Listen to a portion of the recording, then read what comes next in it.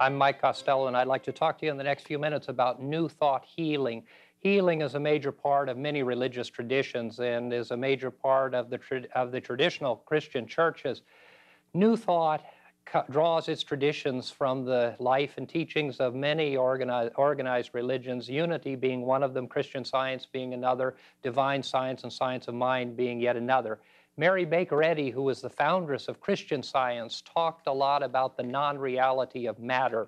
She talked about the fact that we are spiritual beings in a physical experience. We are not physical beings that have a spiritual experience. And because of that, we are always challenged to see beyond the physical aspects of life and to see the true nature of who and what we are.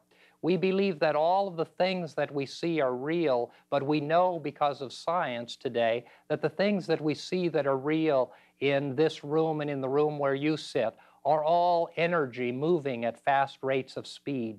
Mary Baker Eddy and others believed that the reality of life is determined by the way that we are able to interpret and see the vibratory rate of life. That is, that our mind and our thoughts see what we're conditioned to see in the environment in which we find ourselves. We are in this physical world. We are in this physical life. But this physical life was created out of thought. And all things have come from the thought of God or from divine mind. If we look at the book of Genesis, the entire world was created out of thought. There was the thought, and then it was spoken forth, and the world came into being. All of the situations and circumstances of our lives are created first in thought. All of the physical environment that we see and enjoy was first thought. Everything was thought before it was brought into manifestation. That was true in the beginning of time and the beginning of life itself, and it is true of this physical world in which we find ourselves. The chair in which you're sitting, the camera that I'm speaking to, the television that you're watching, all were thought before they ever were brought into being. The thought and the idea of them was born in someone's mind, and then out of that mind, out of that creative thought, came the visualization, the picture in mind of what that was to become. And then from that point, the individual took the vision or the thought and began the process of instruction to create that which is, and things are put together. And that process creates for us all of the things that we experience.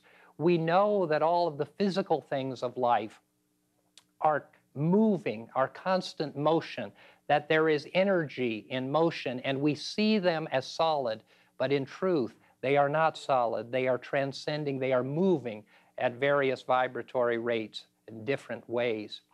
We believe that physical life is a manifestation of mind. That is, that it was brought into being. It is brought into being through the collective thought or the collective consciousness. So often we think of healing in the physical sense because people have come to believe that our physical illnesses should and need to be attended to and healed, and certainly that's true. But we also believe in the reality of healing of our affairs and our emotions and our feelings and our bodies and our spiritual being. And so the healing reality transcends all of these things. We believe also in the trifold or the threefold part of our being. That is, that we are mind, we're body, and we're spirit, and that all of these three entities are connected into one reality that makes up you and makes up me. And that as we connect our spirit and we connect our mind and our thought with the thought of God, the creative forces and the power of God become manifest in our lives. And it is through the right thinking or right connectiveness that we can bring about healing, which is the restoration to the state of wholeness and completeness that we have always had. In reality, we are whole and we are healthy always and everywhere. The circumstances of our life and our physical bodies may from time to time have illnesses and diseases. These diseases may and do kill the physical body, but we know that the reality of our spiritual being moves beyond the physical body. And so the healing that we have of our physical body may improve the physical condition that we have or the circumstance we have of our body, But what we believe is that we claim the wholeness and the totality of our completeness as beings, regardless of what the physical body experiences. As we move through the process of New Thought healing, we think about the healing aspects of our physical body, of our emotions, of our mind, and the processes all need the process of healing whenever there is a dis-ease. And a dis-ease is simply as it sounds. It is a lack of ease, a lack of connectiveness with that which is whole and that which is complete. That reality and the alignment of the ease of our physical being, of our mental being, and of our spiritual being creates for us health and wholeness. The alignment and the proper understanding of this connectiveness creates for us the reality of being whole or being healed.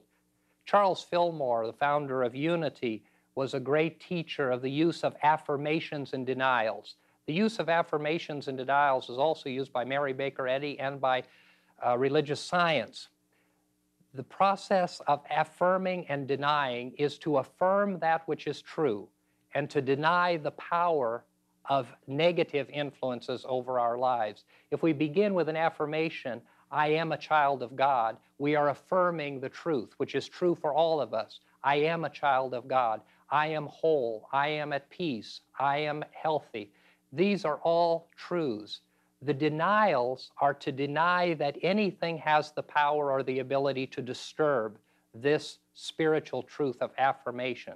And by affirming the realities and denying the power that negative influences have over us, we're able to bring into our life a different and positive outcome. I don't know whether you face a physical challenge, an emotional challenge, a spiritual challenge, or a mental challenge, but I know that the power of right thinking, the power of healing through the process of thought, the healing in the process of your thinking and the processes of your mind can bring about a change in your life, whether it's physical, whether it's spiritual, or whether it's mental. And the right understanding of accepting and connecting with this healing force and power can change circumstances and situations. Sometimes we have physical illnesses and they are improved, and other times they are not. But the importance is that in the midst of our physical illness, we understand and claim the reality of our wholeness and our health, despite what our bodies are experiencing or going through. This process of healing goes deeper than the physical environment and the physical body. It goes to the very soul and the heart of who and what we are. And so this process of healing is something that we spend a great deal of time on in our organizations and in our fellowships and centers. We believe in healing, and we believe in the importance of healing not only the physical body, but healing of the mind and of the spirit. And today we're going to be discussing some of those abilities that we have to embark upon a way of healing and a changing of the way we think. We'd like to invite you at this point in the program to pause for a moment of prayer and for a reflection with us as we center ourselves in preparation for this discussion. Eternal God, we gather our hearts and minds together of the awareness of your divine and healing power. And we know that we are whole and complete, and that we were created in your image as whole and complete spiritual beings. And we claim that wholeness and that vitality. We do this in the name of faith, in the name of hope, in the name of love. Amen. Spiritual healing has come to the forefront so very much these days because so many people are looking for healing, and they're looking outside themselves for the healing. Mm-hmm. So often we do look outside ourselves for the healing process, and instead, like all things, we need to look within instead of looking outside. Yes, and know that healing is available to us in mind, body, or spirit, or all. But if we are looking to the will of God, we're looking which is our own, we're just defined by our own inner knowingness, then we can just accept what is and work with it. And very often we have to go through with a certain illness because it's what we've contracted to do. But if it's not what we contracted to do, then the healing will come. But it will not come until we've released whatever negativity was within us in the first place. Right.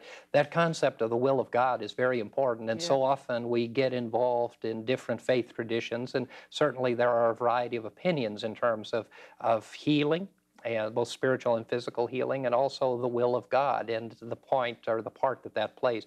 We believe that the will of God never changes, Yes. and that the will of God is always constant and is always supportive and is always loving and is always the same for every one of us. And even though we behave in different ways, and even though we do different things in life, the will of God never changes. Exactly. And the will of God is a constant, and it is a constant and universal truth, and that is that God loves us, and that divine spirit operates out of the center of love. So the will of God has nothing at all to do with our illnesses or our sicknesses or our dis-ease, physical, spiritual, or mental. God is at one with the will that he has for us. Yes. And it's the restriction we put on it ourselves because, as you said, God is love and God is within us as that love power. And if we can put restrictions on it and do.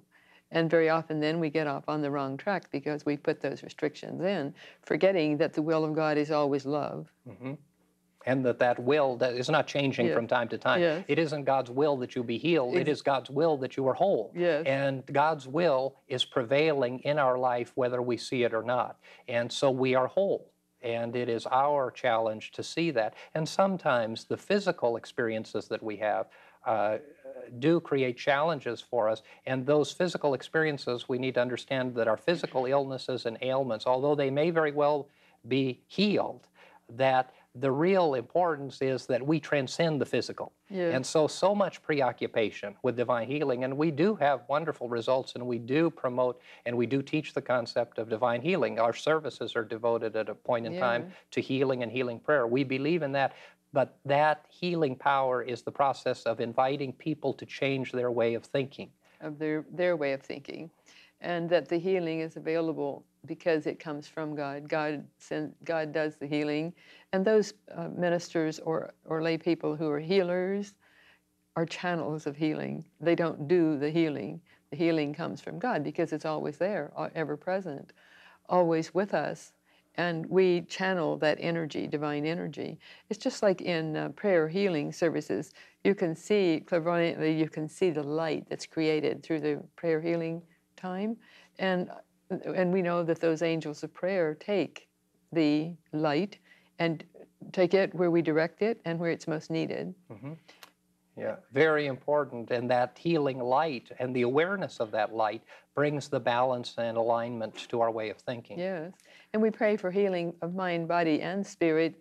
And sometimes, as you said, that the healing of the body is not to be because it was mandated as by ourselves. Not God's will, but not God's will. Mandated by ourselves. And we planned that before we came in because that's one of the ways we have of teaching and learning, teaching ourselves and learning. Mm-hmm. And we know that before we even come into incarnation. And so we plan all the many facets of our lives as an outline, and then we follow that outline as we go through life.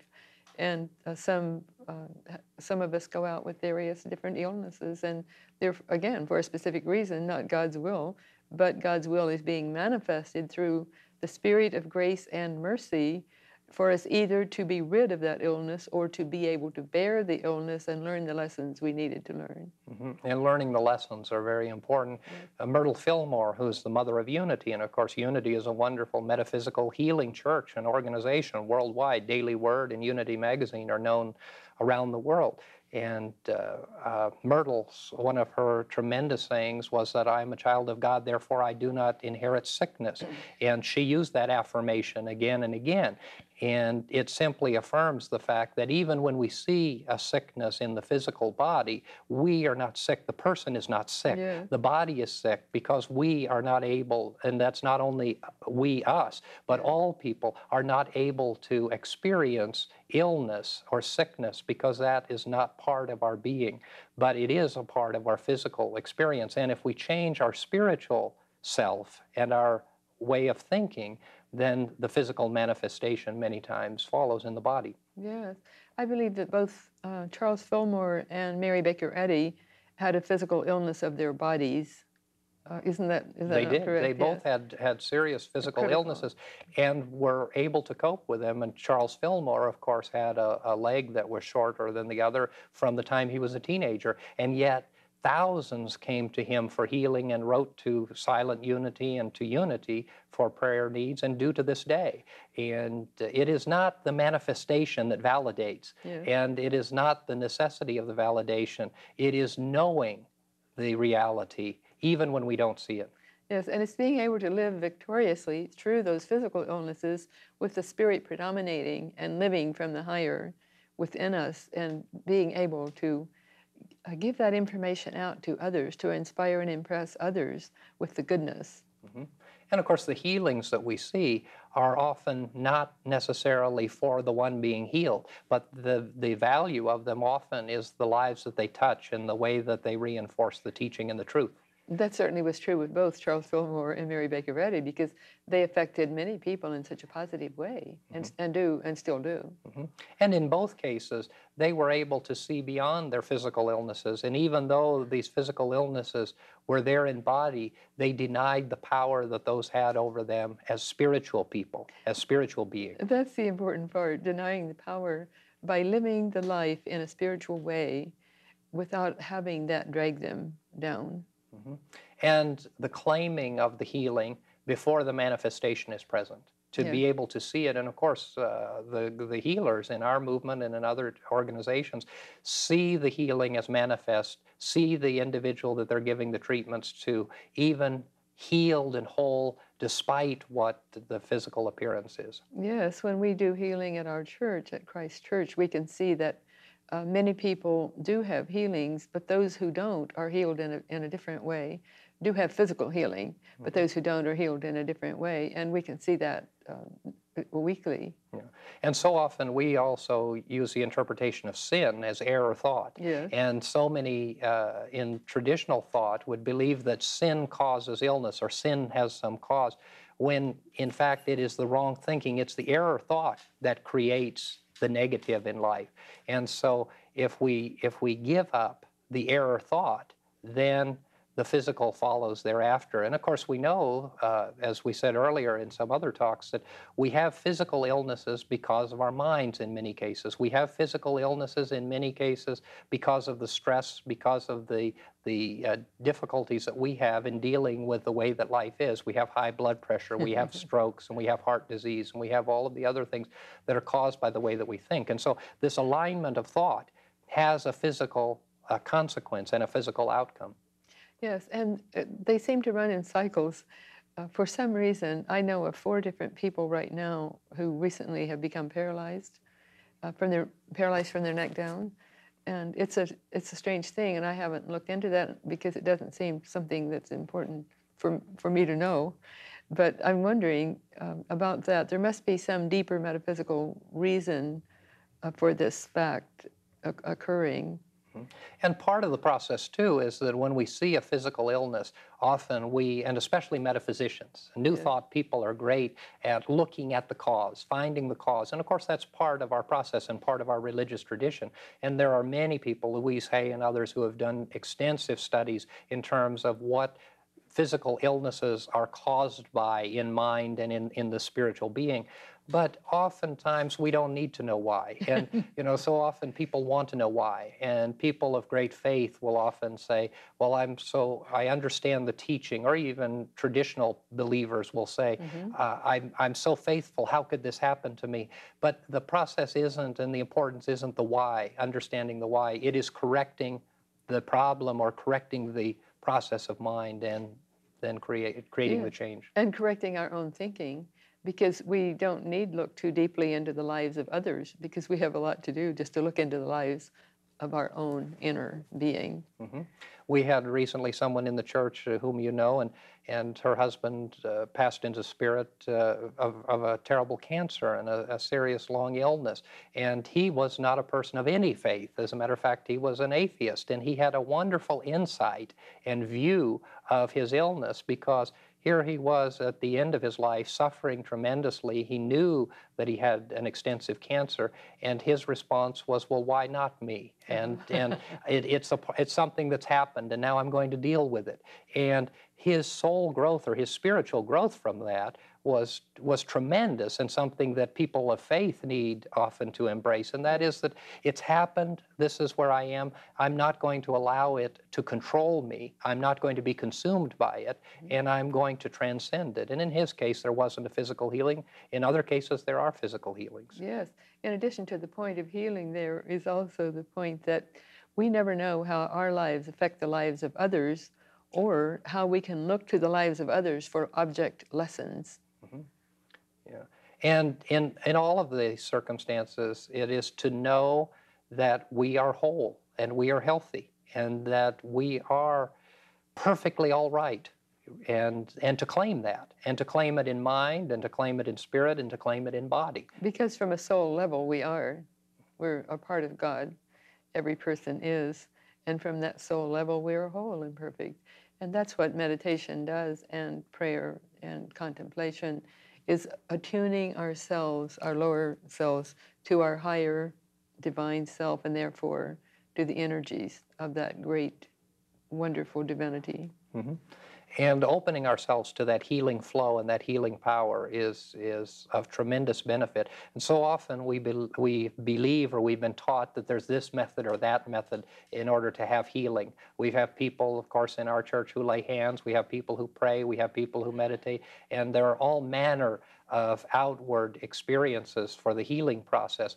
But what we see is that all of them work, and that there is no technique, that there is no right way to bring about healing, and there is no demonstration other than to change the way that we think and to claim our centering presence and our wholeness and to hold to that.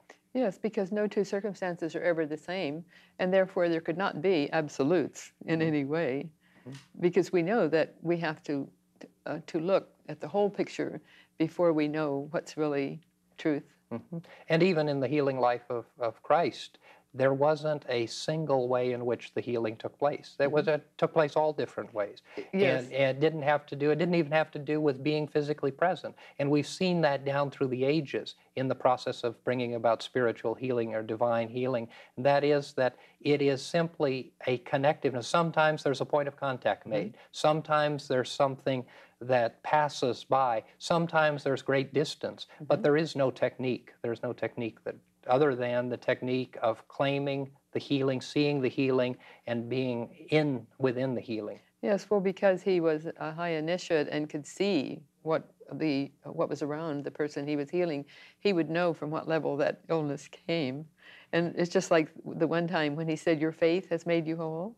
Well, apparently that person had not had faith, and then suddenly exhibited great faith, and then his faith made him whole. And then the various others he would see from the metaphysical or overall viewpoint, inner viewpoint, and then heal from that level. It's according to where the illness came from for the individual, I imagine. And so often we see there are people who expect something to happen, or believe that there's a process through which they have to go, or believe that a certain thing should take place, and that's not at all necessary. The externals don't matter, the technique doesn't matter. The claiming and the unification with the process and understanding it and being a part of it is what happens. Yes, I think helping someone with healing is one of the greatest joys we can ever experience. But it's just simply that, it's helping that person with their healing. And I learned that lesson many years ago, 30 years ago, that we can't mandate healing for any individual. There was a young man who was very precious to me who needed some work on his spine, and I met Harry Edwards in England, who was the best-known spiritual healer, world's best-known spiritual healer at that time. And he said he would pray with me at a specific time each day with that young man, well, 3 days a week. And we prayed together, and the young man was not healed. And I learned a great lesson at that time, that we're not God. God heals, and God heals because of as the things we've just said earlier, the things that young man needed to learn, he obviously needed to learn through the problem that he was experiencing. and no one else could take away that. That would be taking his free will, because he brought that through. And all we can do is pray for the highest good of the person. And that's when I learned to pray for the highest good for those who ask me for prayers. Unless the person involved asks for specific prayers, then to pray for the highest good of that person. And otherwise, we're really negating their free will. And also, as we pray, we ask for many things, but very thankfully, we don't get all of the things that we pray for. The answer that we get, or the answer that comes to us from infinite intelligence, is often what we, not often, is always what we need. Yeah. And so that is part of the process of moving from prayer into meditation, putting ourselves into neutral, and letting the reality of spirit come forth in our lives. We're not very good at running the universe, and we ought not to do that. And if we allow that reality to come forth, the young man that you talked about was touched in ways that we can never imagine. Exactly. Just as we talk about the elderly. So often we think that the elderly, as we've talked in many talks about this, are senile or confused. They're not senile or confused. They're simply detached from the physical life, and they're involved at a spiritual level that we can't understand or see. And when we understand and know always that we are connected and loved and supported by God and by His infinite intelligence, then we never have to worry about the externals of life. Yes. And those New Age healers or otherwise healers who say, I have done this and done that in their healing, well, they're really being very short-sighted because they're not really doing the work. But they are the channels often. Yes. And if the process begins with the opening of thought and begins with the visualization and begins by connecting anyone with the presence and power of God where they already are, where they always have been, then that will of God comes in again. And the will of God is the same for us always. Yes, but it's opening the channels to the higher divine for another person. And sometimes we can do that. If they have confidence that we can, then we can. And wonderful and tremendous things have happened. Christian Science has done tremendous things in terms of even relocating bones and doing other things with spiritual methods. So the ability is there. Yes. Well, we just need always to look to that higher divine God, creator, spirit of creator God who made us, and know that the healing comes from that source and that it's always love and that's always good. And love is always the center of the universe and the center of what we should all be about. And Reverend Freelander and I have been sharing with you concepts for confident living. We hope that you found them to be useful, and we look forward to seeing you next time.